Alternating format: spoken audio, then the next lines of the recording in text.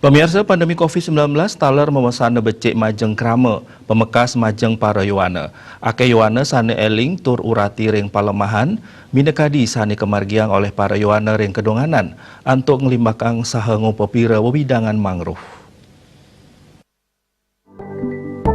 Kada Indra Wijaya pindah ke koordinator Bage Yuana Desa Adat Kedonganan Mausang, panglibakan ekowisata mangrove sejatine sampun karencikang saking warsa kali tali roras, sakewanten wau preside kemargiang antuk sokongan sane kapulihang saking desa adat.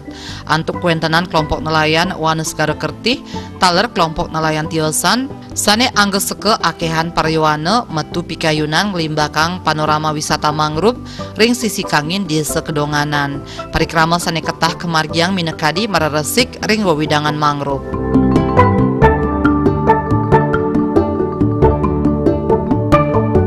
Oke, dari idenya sebenarnya udah dari dulu sih, sebenarnya 2012. Tapi karena banyak kegiatan, jadi kita agak tertunda.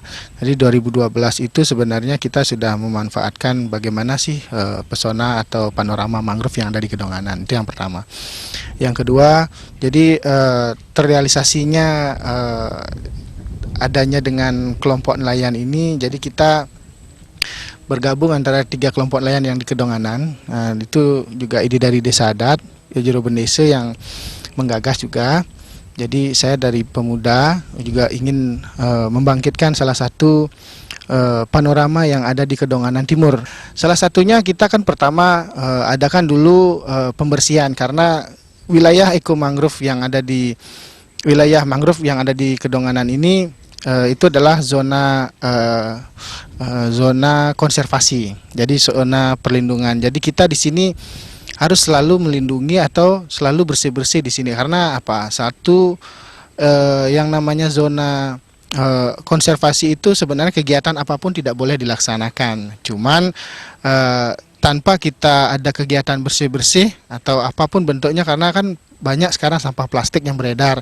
Nah, itu yang kita lindungi dari plastik-plastik itu untuk sumber daya alam di sini. Jadi melindungi biar pohon-pohon bakau, mangrove apapun dari asosiasi mangrove di sini bisa kita lindungi dari situ.